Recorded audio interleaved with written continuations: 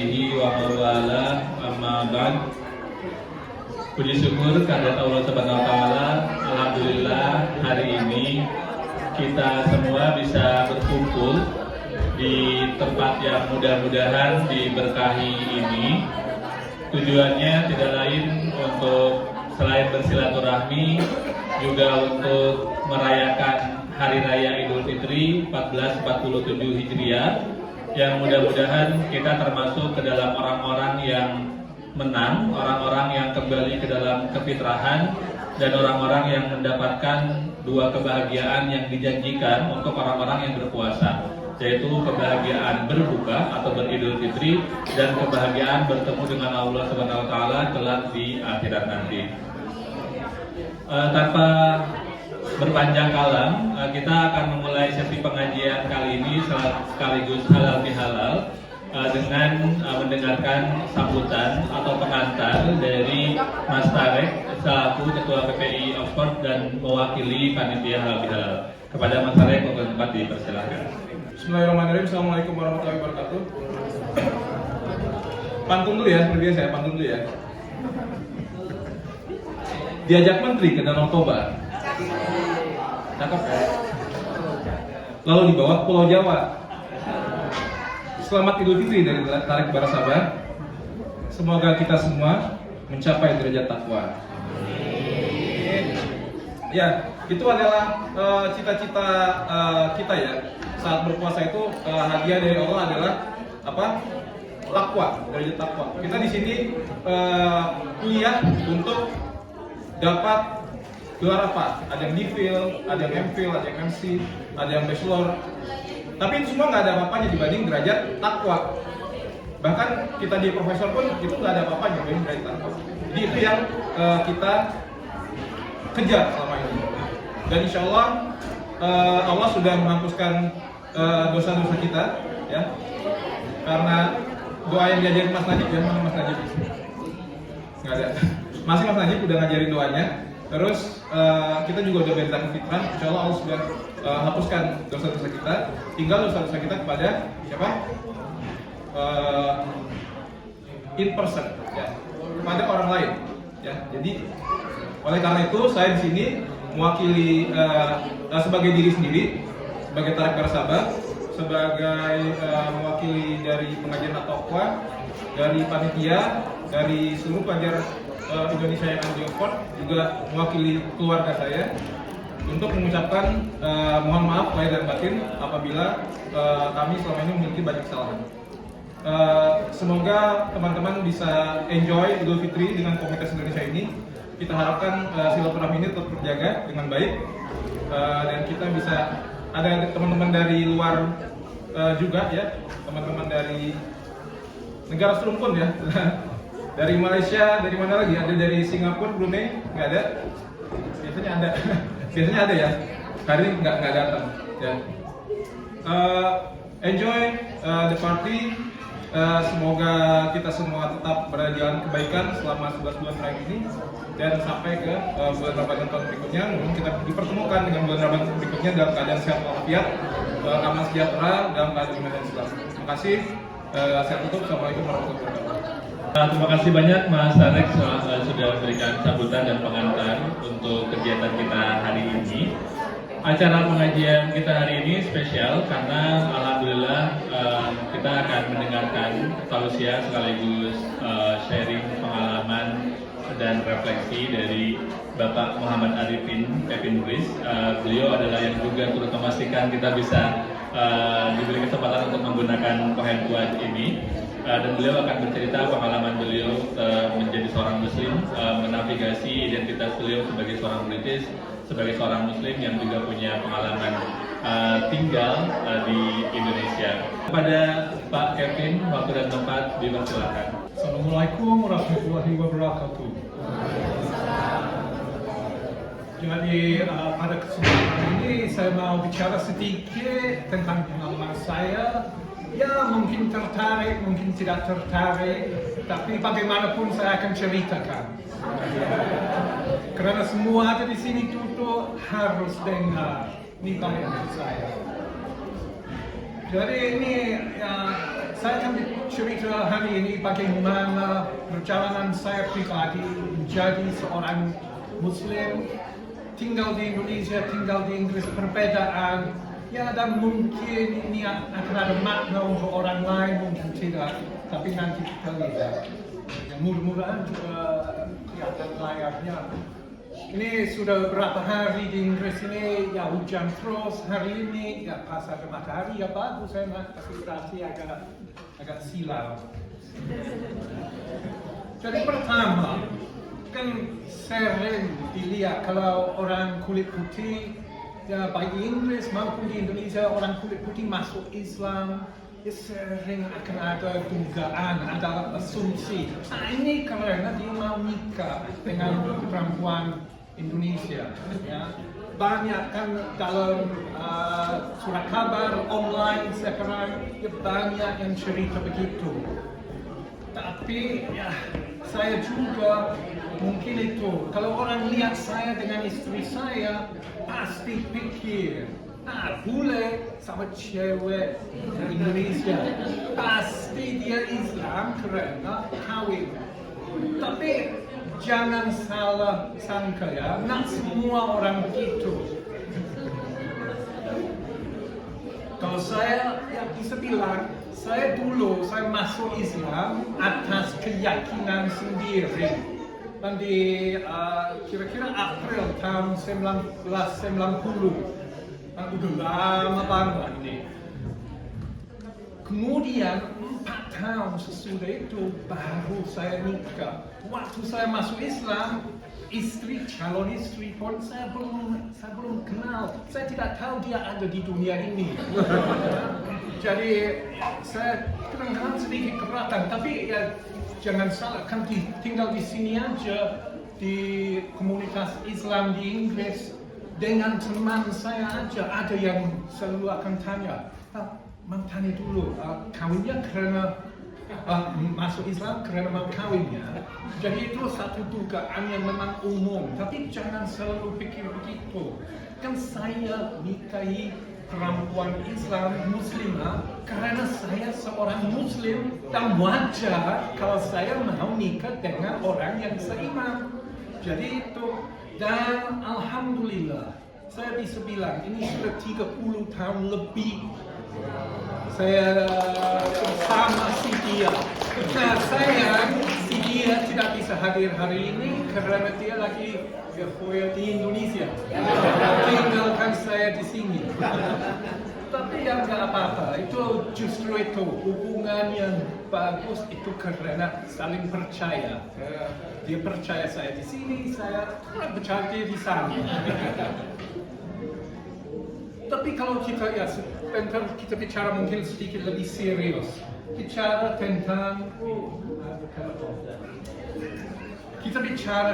alasan-alasan masuk Islam. Jadi tadi kan saya bilang banyak orang yang asumsi itu karena kawin. Tapi alasan itu bisa banyak. Ada unsur intelektual, ada unsur emosional, ada unsur spiritual. Dan memang harus diakui, sering itu ada unsur kontak personal. Jadi dengan orang Muslim atau dengan komunitas Muslim. Jadi ya itu pasti akan ada. Dan ya terkadang itu bisa hanya karena mau nikah. Tapi ya insya Allah itu menjadi yang nyata, bukan hanya karena alasan itu. Nah kebetulan dulu saya lakukan penelitian baik di Inggris maupun di Indonesia tentang orang masuk Islam dan tentang mualaf. Dan saya ketemukan ada dua kutub, bisa dibilang ada converts of convenience, itu orang mualaf untuk kenyamanan.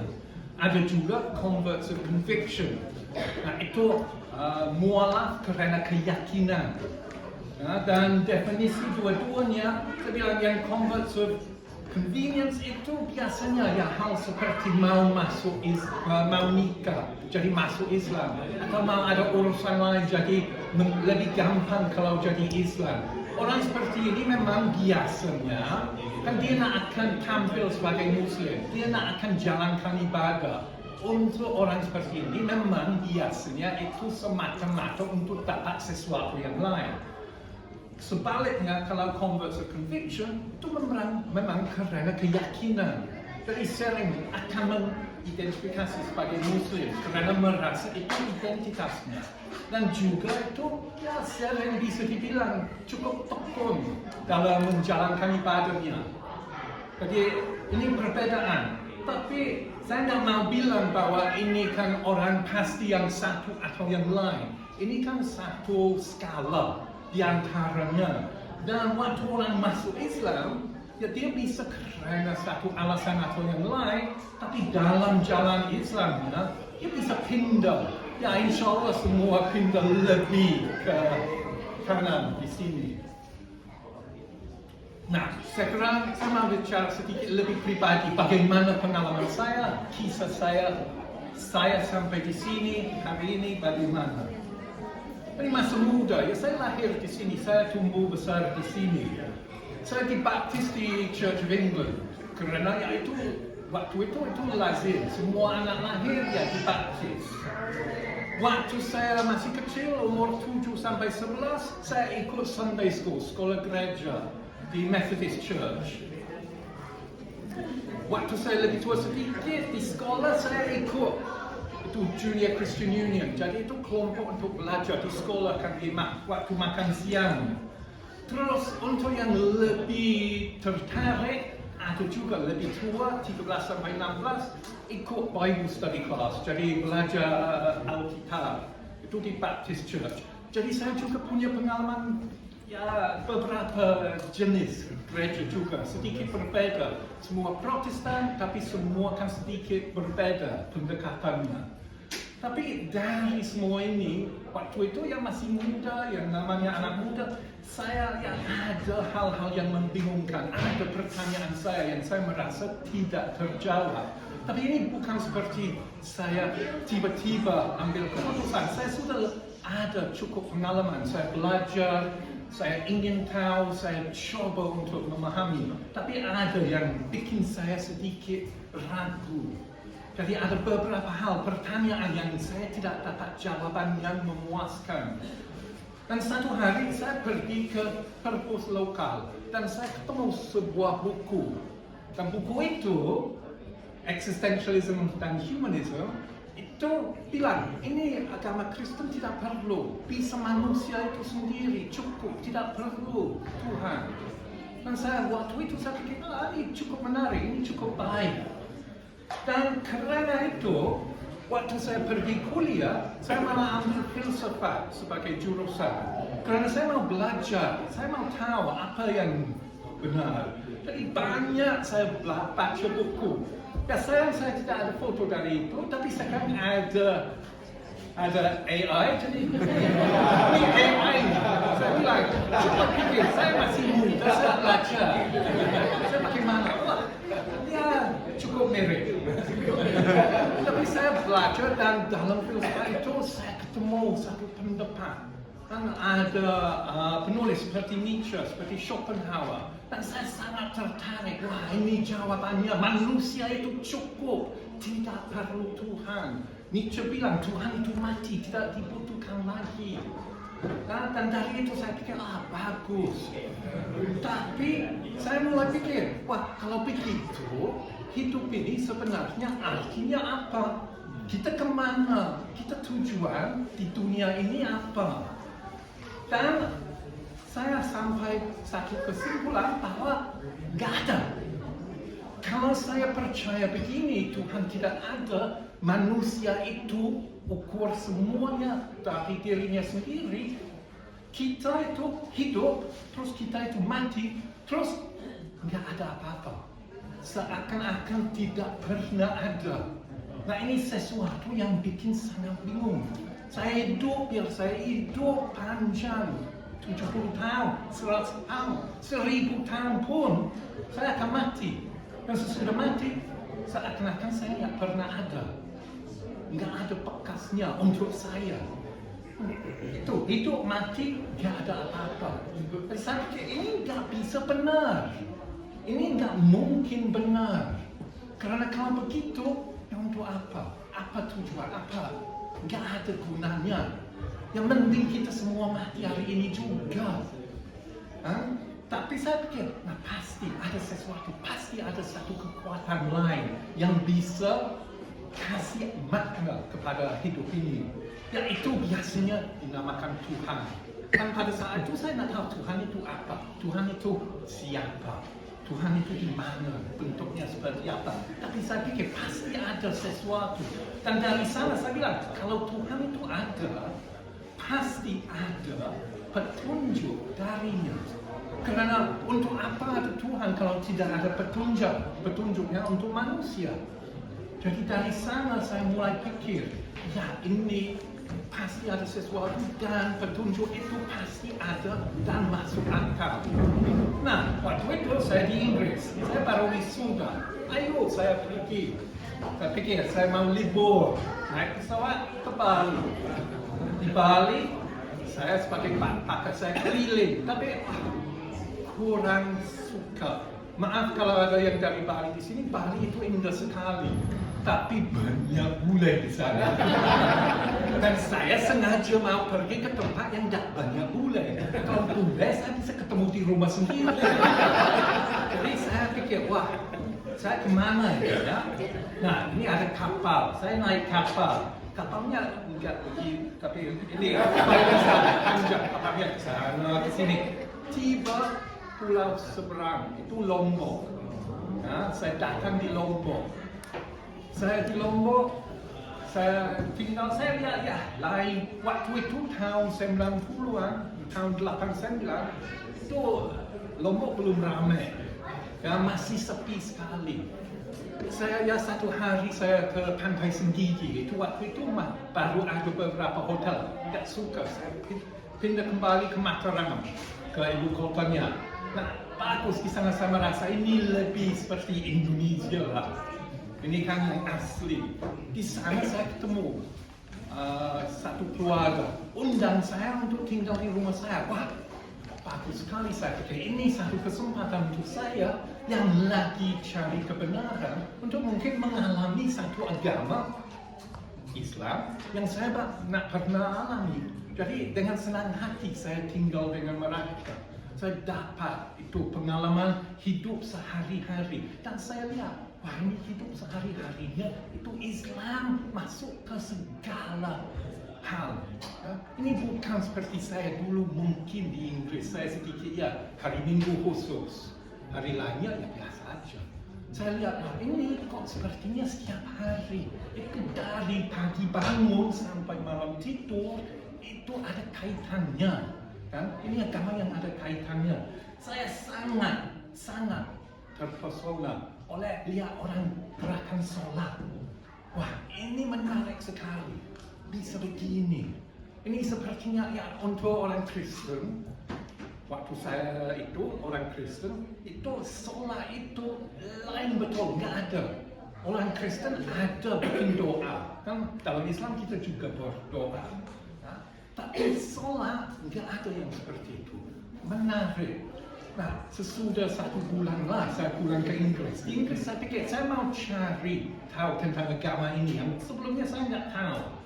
Saya pergi ke perpus yang tadi. Di sana ada 1 buku tentang Islam. Ini kan sebelum internet. Jadi waktu itu kan harus pergi ke perpus dan ambil buku untuk belajar sesuatu. Ini ada 1 buku, namanya Muhammadism. Kan kalau dulu di Inggris sering disebut begitu, bukan Islam. Karena kan biasanya ada seperti ya Christianity. Jadi bilang, oh ini orang ya leadernya kan Muhammad. Jadi ini pasti namanya Muhammadanism. Bukan Islam. Yang lucu buku ini sekarang diterbitkan lagi dan dinamakan Islam, diganti. Karena lebih bagus begitu. Tapi dalam buku itu meskipun itu banyak kekeliruannya, kan unsur kebenaran masih ada. Satu yang sangat menarik untuk saya, dan saya lihat karena ada baca ini, coba baca surat Ar-Rum. Itu ada beberapa ayat dalam surat itu berakhir kan hampir sama setiap ayat.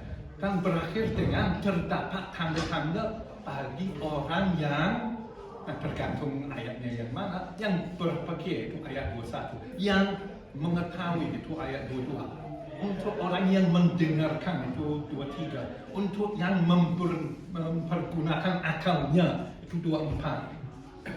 Nah, ini dia yang saya cari. Satu agama yang suruh pakai akalmu, gunakan akalmu. Orang yang pikir, orang yang tahu, orang yang dengar, yang lihat akan sampai kebenaran. Jadi, saya pikir, saya harus balik ke Indonesia.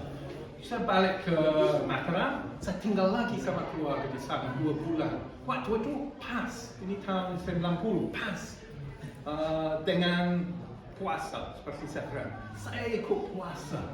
Wah, bagaimana rasanya buka bersama ramai-ramai. Ini sesuatu saya belum pernah mengalami. Ya mungkin sedikit kan saya dapat banyak undangan, mungkin kerana saya boleh undang, itu iftar, bagus. Tapi saya nggak peduli itu, yang saya dapat ya itu buka bersama bagus sekali.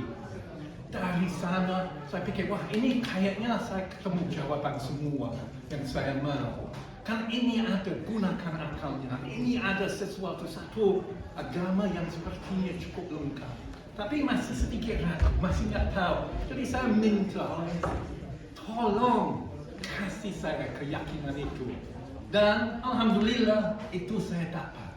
Jadi di Lombok itu saya bisa masuk Islam. Saya bisa pergi ke satu kampung di sana, saya ucapkan 2 kalimat, saya jadi Muslim. Jadi itu caranya saya menjadi Muslim. Bagus. Esok harinya saya harus pulang ke Inggris. Jadi saya pulang ke Inggris, saya pikir, bagaimana ini? Bagaimana saya cerita pada keluarga saya? Bagaimana saya sampaikan? Bagaimana saya sesuaikan hidup saya dari dulu sampai ke sekarang ini? Pertama saya pikir, ya itu diam aja, jangan bilang. Ya, saya bisa ya orang nggak ada yang lihat, sholat dulu. Tapi ya tentu saja saya tinggal sama ibu bapak masih pada waktu itu. Dan hari Minggu, kalau di Inggris itu hari Minggu ya Sunday roast. Kita makan apa hari ini? Jangan dilihat. Untuk yang nggak lihat tadi, coba masih ada. Jangan dilihat. Saya bingung harus bagaimana. Ya udah, saya harus ngaku sama ibu. Kan ibu lagi mau masak, susah payah. Terus saya akan apa? Jadi saya bilang, Bu, saya nggak bisa. Kenapa? Sakit enggak? Kenapa? Ada alasan? Ada masalah apa? Enggak. Saya bingung, tapi akhirnya saya pikir, ya sebaiknya saya terus terang aja.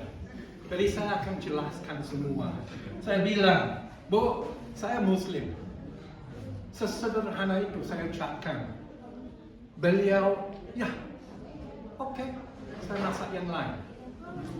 Dan selama ini sudah 35 tahunan saya jadi Muslim. Dari orang tua saya, alhamdulillah saya nak pernah dapat masalah.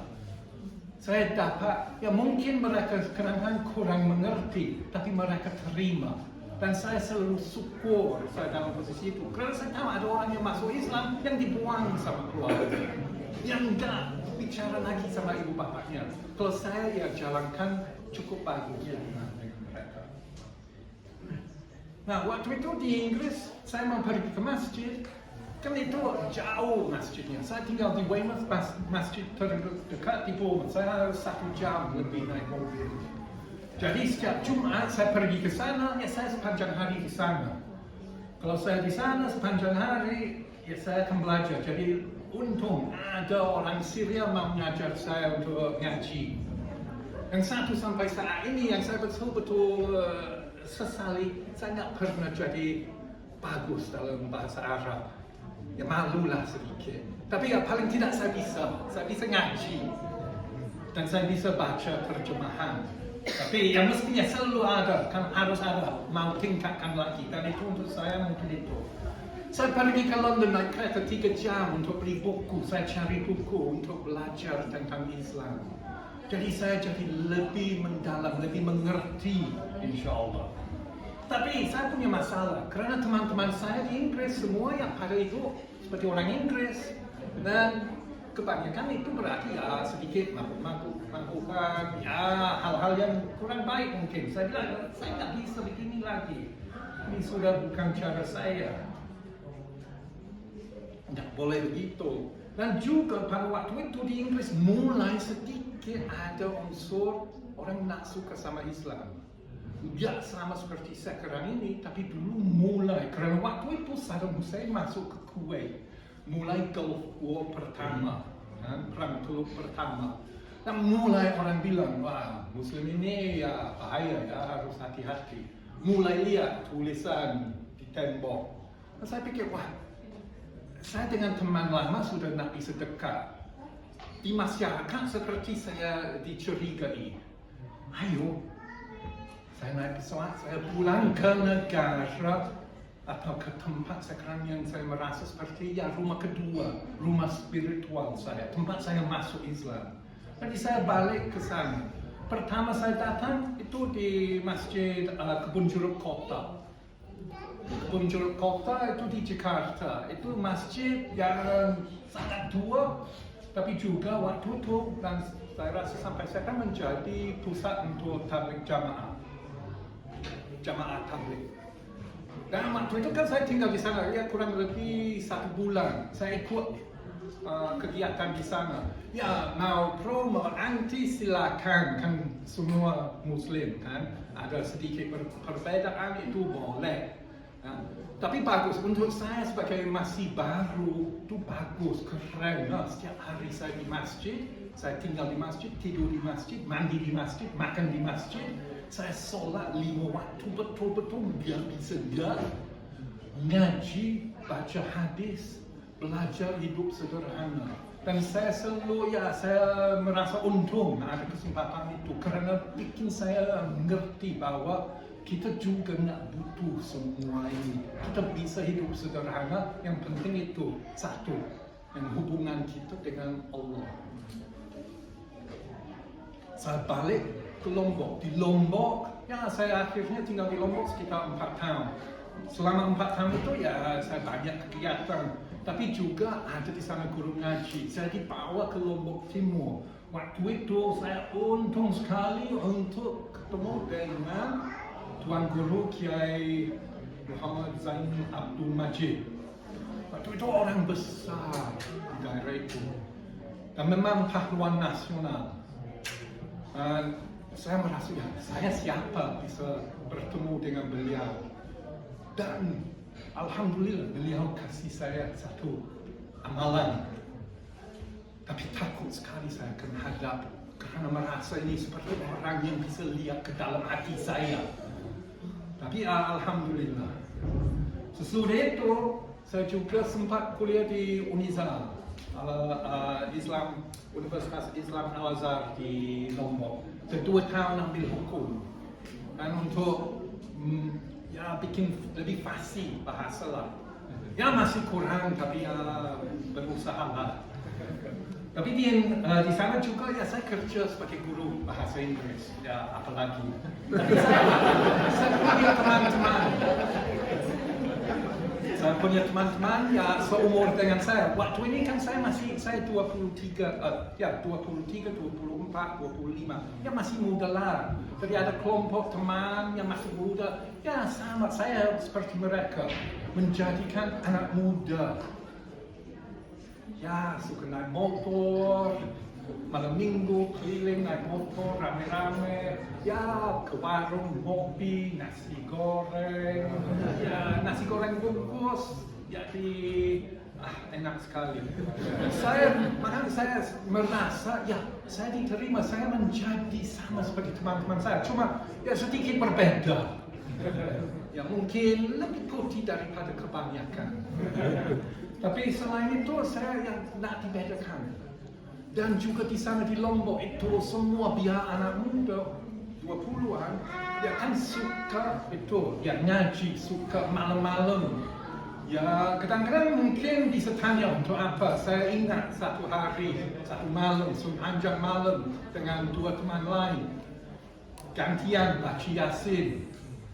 Kerana harap akan dapat nomor untuk SDSB. Untuk yang lebih tua mungkin tahu SDSB itu apa. Untuk yang tidak tahu, tidak usah tahu.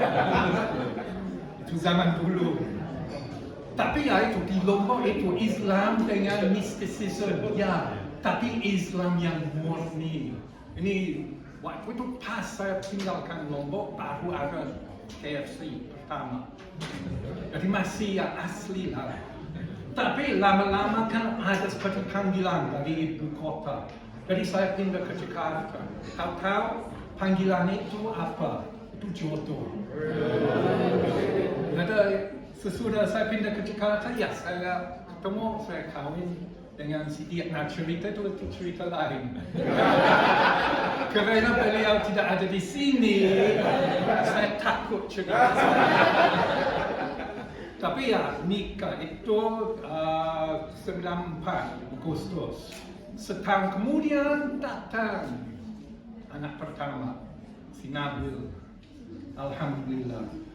Sesudah itu nak lama kemudian pindah ke Jepara untuk kerja. Dari Jepara saya pindah ke Jogja.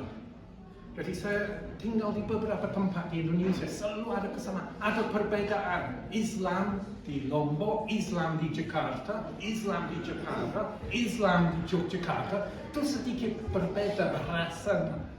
Ya itu ya sifatnya, caranya sedikit, tapi sebenarnya sama semua. Kan bisa merasakan bersamaan.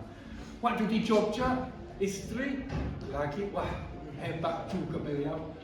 Dia bisa wisuda. Kan waktu kawin, dia masih kuliah. Lahir anak, ambil cuti. Terus saya suruh dia pindah, ikut saya ke Jepara, ke Jogja, ke tempat lain.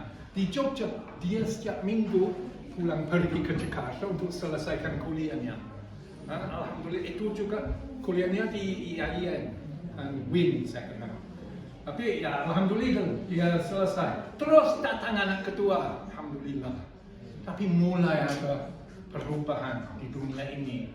Kan pas ini menjadi tahun 2001, tahun di mana segala sesuatu berubah.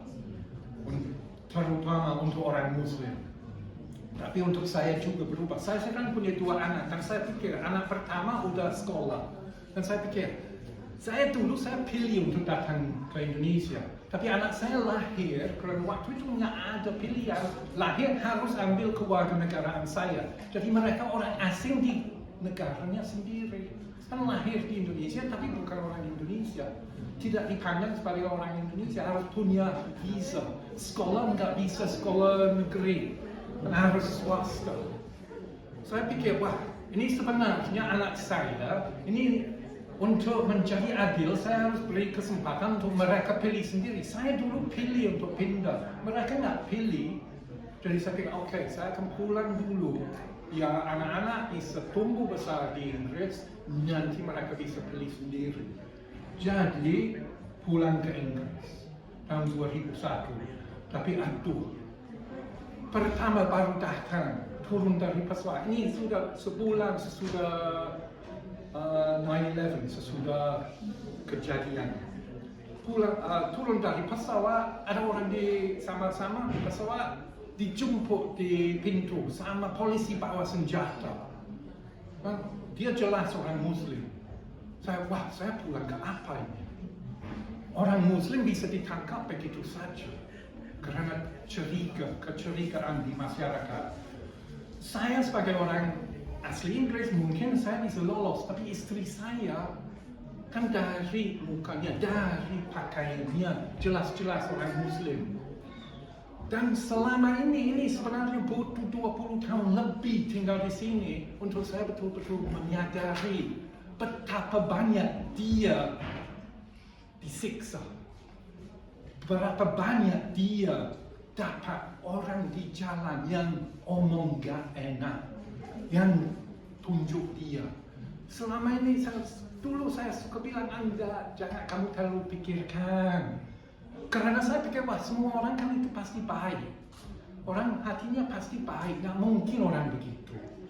Tapi baru beberapa tahun terakhir ini saya mulai menyadari, sampai saya kesel karena saya dulu juga sedikit remehkan. Jadi untuk semua Muslim di sini, saya betul-betul yang bapak-bapak udah minggir dulu, yang perempuan maju, betul-betul saya kagumi. Karena saya baru mulai mengerti betapa banyak. Ini mungkin hanya karena dari jauh ditunjuk atau omong sesuatu. Tapi ya itu kenyataan dan sayang sekali kayaknya menjadi lebih buruk sekarang di sini. Kalau saya ya untung, saya biasanya orang lihat bilang ya mulai biasa. Ya cakap juga ya. Enggak bilang gitu. Tua enggak bilang gitu.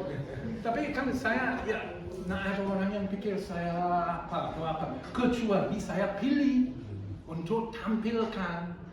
Ini saya meskipun saya tampilkan begini masih ada yang tanya. Seperti dulu saya pernah kerja di Universitas di Manchester. Ada orang masuk ke kantor saya. Waktu itu universitas nggak tanya, kasih aja nama depannya untuk nama panggilan. Jadi saya Muhammad, karena di paspor kan udah Muhammad Arifin Kevin Bryce. Biasanya dipanggil Kevin atau Arifin, tapi di sana Muhammad nama pertamanya. Ada profesor masuk ke ruang saya. Saya lagi cari Muhammad. Ya itu saya. Enggak. Ya, itu saya. Dia di mana ya? Enggak, saya Muhammad. Kamu Muhammad? Orang Mesir ya? Kenapa harus orang Mesir? Jadi itu meskipun kita biar saya mau tunjuk saya ini Muslim masih nggak dipercaya. Dan juga saya kadang-kadang juga di masjid. Nah, terlalu banyak sekarang mungkin karena saya tua, saya lebih menakutkan. Tapi dulu saya baru pindah ke sini, sering saya di masjid akan ada anak muda datang bilang, mau saya ngajar cara sholat. Terima kasih. Saudara umur berapa? Wah, saya 22 baru datang di sini kuliah. Saya kan masuk Islam kamu belum lahir. Maaf ya, bukan apa-apa. Terima kasih juga mau bantu, tapi ya jangan asumsi dulu. Tapi akhirnya saya bilang, kalau saya identitas, kita bicara identitas hari ini, atau saya diminta untuk bicara identitas. Identitas saya itu pertama-tama Muslim. Nah, tapi bukan Muslim titik. Karena kita nggak bisa satu identitas titik, kita kan campuran. Ya saya mungkin juga atas kertas saya Muslim Inggris. Tapi sebenarnya ya rasa-rasanya lebih mungkin Islam Indonesia. Karena kan waktu 10 tahun waktu saya menjadi betul-betul dewasa sesudah masuk Islam, itu saya tinggal di Indonesia. Jadi saya betul-betul saya jalankan kan satu contoh di masjid di sini kebanyakan kan mazhab Hanafi. Kan saya Syafi'i. Karena saya masuk Islam di Indonesia.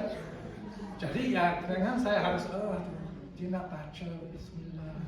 Ini sah enggak salat saya? Dan karena Hanafi imamnya tidak akan membaca keras Bismillah. Sedangkan Syafi'i ya kalau tanpa itu enggak lengkap. Jadi nak sah salatnya. Apalagi duduk terakhir. Kan saya ya kalau salat sendiri enak, saya bisa salat sebagai saya mau. Tapi kalau lagi ramai Jumat ya udah harus ikut cara Hanafi. Tapi ya itu perbedaan kecil, kan jangan terlalu dipermasalahkan. Tapi itu saya merasa ya saya di sini Islam saya Islam Indonesia.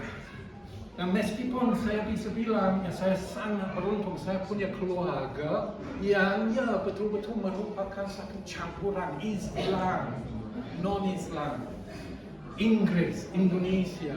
Tapi orang tua saya itu kan, kalau mau tahu yang orang tua itu yang di sebelah kanan. Kalau ada yang lagi bingung, terus anak kan tadi saya cerita 2 ditambah 1 waktu di sini supaya lengkap. Kan 2 laki 1 perempuan. Yang di tengah itu istri. Kalau saya yang sebelah lagi, kalau yang bingung itu, yang gagal di sebelah. Tapi saya punya satu keluarga itu betul-betul campur. Dan di rumah saya bisa merasa nyaman. Tapi maaf, dan ini semua kan orang datang ke negara ini dan saya sedikit malu. Karena negara ini tidak sambut Muslim sebagaimana mestinya lagi.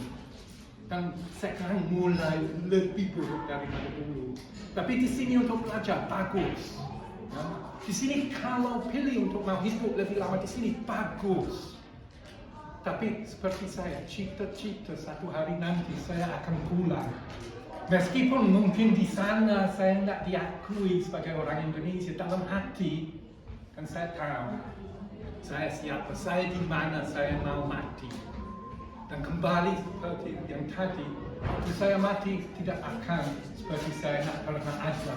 Kan amal saya insya Allah akan ada. Dan saya yakin bahwa satu hari nanti saya ada yang lebih baik dari ini. Jadi semua penderitaan, semua yang kurang enak, ya udah saya terima aja karena saya tahu saya kemana. Ya, kira-kira mungkin saya cukup membosankan hari ini. Jadi ya begitulah. Kalau ada pertanyaan silakan. Kalau mau lanjut silakan. Terima kasih. Assalamualaikum.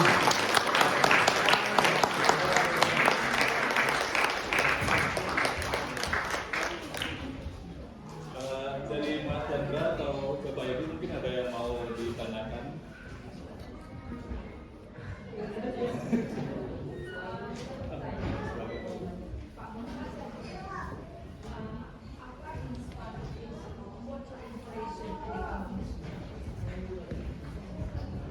Ya itu, kalau bicara inspirasinya seperti tadi ceritakan itu saya memang itu seperti satu perjalanan. Dan perjalanan itu mulai dari keraguan. Tapi karena ya mungkin untung karena saya belajar filsafat, jadi dari sana kan saya mungkin dapat pengertian yang lebih dalam sedikit sehingga saya bisa bilang ini kalau saya buang sama sekali agama itu hidup menjadi nggak ada maknanya. Jadi sesudah itu saya mau cari-cari. Nah kebetulan karena kita nggak pernah tahu kan seperti jodoh saya, bagaimana saya tahu saya akan ketemu. Masuk Islam pun saya nggak begitu mengerti, tapi saya cuma ucapkan Alhamdulillah saya bisa. Tapi mungkin itu karena saya sudah sedikit disiapkan, karena saya mencari. Kalau kita dengan hati tulus cari sesuatu, ya insya Allah kita dapat, kita akan ketemu.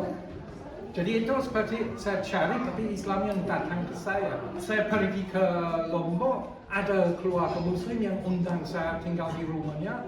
Dari ya lagi itu saya bilang kan kontak personal. Tanpa itu mungkin saya nggak pernah tahu tentang Islam.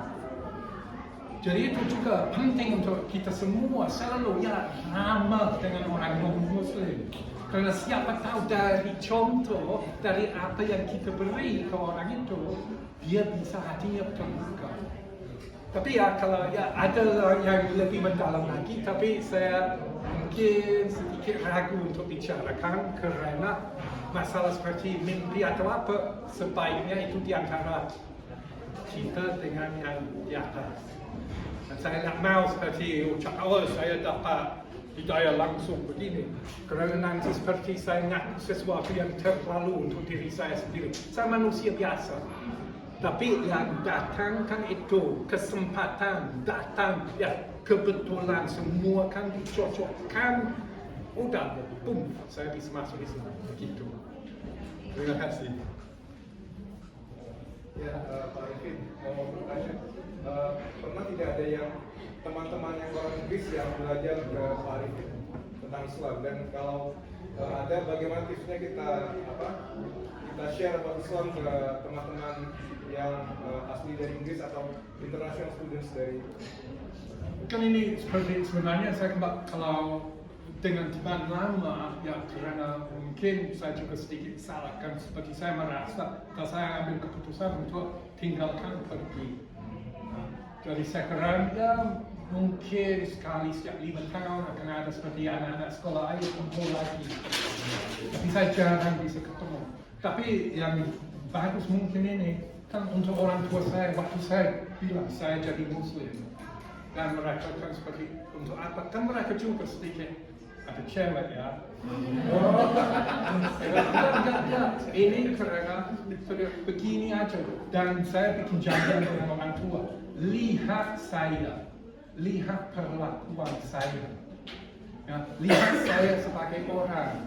Itu lebih baik atau enggak daripada dulu. Kalau lebih baik, oke.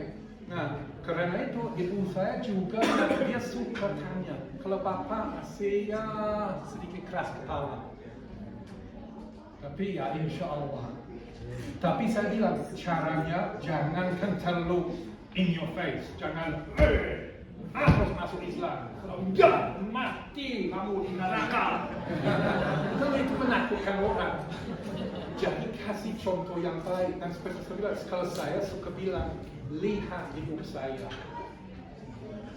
Kalau ini contoh ya insya Allah contoh yang baik ya itu 99% itu karena Islam. Jadi itu kita jadi contoh itu cara terbaik menurut saya. Ada lagi dari Mas Da Bapak Ibu yang mungkin mau bertanya? Saya mau tanya, kalau boleh tahu untuk anak-anak sekarang agamanya apa? Dan misalkan suatu saat nanti kalau misalkan mereka belum menikah, kalau mereka mau menikah dengan orang yang Muslim, pandangan Muhammad seperti apa? Untung beliau tidak di sini. Kalau saya kan saya munafik kalau saya bilang harus sekarang hanya lihat orang yang dari lahir itu Muslim. Karena kalau mertua saya ambil sikap seperti itu, kan saya mungkin masih duduk di tempat di Jakarta nangis-nangis. Jadi itu kita harus sedikit ya percaya bahwa akan ada jalan. Jadi kalau anak-anak saya ya syukur kan mereka juga kan seperti saya bilang tadi kan ada seperti ya dari satu ujung ke satu ujung dan kita juga selama hidup kan kita pindah kan kekuatan iman kita kan itu berubah. Jadi ya namanya Muslim tapi apakah semua perbuatannya apakah dia betul-betul menjalankan agamanya saat ini mungkin belum mungkin sudah. Nah dari anak saya kan ada satu yang masih ya mau cari jalan sedikit dan saya bilang silakan karena kan saya juga begitu dulu kalau saya dilarang keras untuk cari jalan saya nggak ketemu jalan ini tapi yang dua lagi cukup bagus jadi sholat bagus puasa bagus dan tapi juga kan kalau saya selalu kembalikan tidak ada paksaan dalam agama. Jadi percuma saya memaksa. Kembali seperti jawaban tadi kan itu memberi contoh.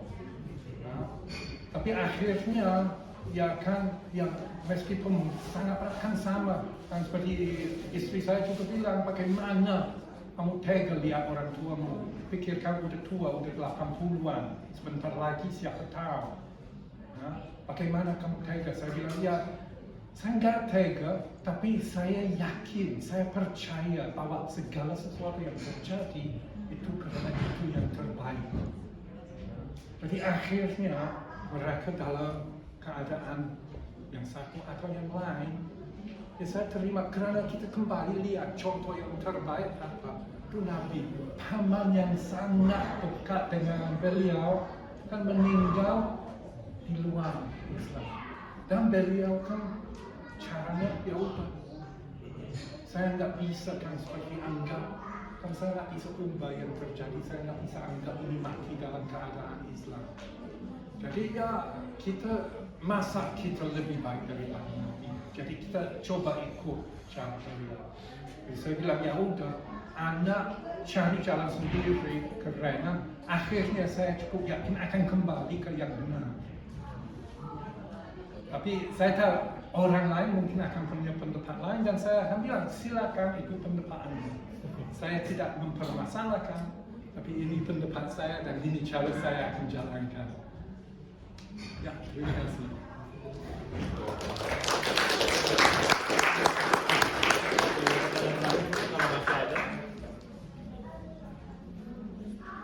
Oh, silakan Mas Faris. Iya, terima kasih Pak Yakin. Lecture-nya ini jadi seperti ruang kelas di Indonesia ya Pak, bisa tanya bahasa Indonesia juga. Pak Yakin, tadi Bapak sempat sebut beberapa kali bahwa persepsi Inggris terhadap Muslim itu mungkin akan memburuk ke depannya. Nah kita sebagai yang studi di sini, baiknya bagaimana Pak menyikapi? Iya, kan itu selusuh. Kan saya nak mau bicara politik, karena ini bukan tempatnya. Tapi kita lihat kenyataan, kalau lihat negara lain di mana semua orang bicara bahasa Inggris, dan saya nak sebut negaranya, tapi namanya Amerika, tapi saya karena saya nak politik. Tapi kita lihat, kan ada negara lain di mana orang yang sudah kelihatan berbeda, meskipun dia warga negara sana, dan ada pemimpin di sana yang meskipun warna dia juga berbeda, orange, aneh. Tapi kan itu mereka bilang kan ini bukan cara Amerika ini begini, Kristen, makan babi, minum alkohol, orang yang nggak mau begitu nggak diterima. Meskipun orang lahir di sana, apalagi yang pendatang. Karena pendatang sekarang ketakutan di sana. Saya tahu kan ada orang Indonesia di Indonesia yang ditangkap. Di sini belum sampai di sana, tapi ada tanda-tanda yang bisa. Karena saat ini yang dibicarakan tentang mungkin calon Prime Minister berikutnya, ya orang yang nggak jauh berbeda. Dan ini yang bikin saya dengan istri sudah bilang, ya udah, kan udah bertahun-tahun bilang, ya mau pulang ke Indonesia, mau pensiun ke Indonesia, kan mulai menjadi, ya harus cepat nih, karena udah nggak enak di sini. Tapi seperti saya bilang tadi, kalau di sini untuk belajar, ya mungkin itu satu kesulitan yang harus dihadapi untuk memperoleh pendidikan itu. Karena kita jangan terima atau minta segala sesuatu itu gampang dan terima gratis. Kan kita harus kerja keras, kita harus mengalami yang kurang baik. Ya untuk yang masih muda, ayo semangat. Untuk yang udah tua, ya mungkin boleh-boleh juga. Tapi itu, dan kembali itu yang satu, ini kita seperti titik di mana bisa ke kiri, bisa ke kanan. Ya? Dan saya khawatir ke kanan. Jadi saya sudah siap-siap untuk pulang. Tapi untuk yang ada tujuan di sini baik, itu bagus. Tapi jangan lupa tujuannya apa dan untuk apa. Jadi yang lainnya udah ya mungkin harus terima. Terima kasih.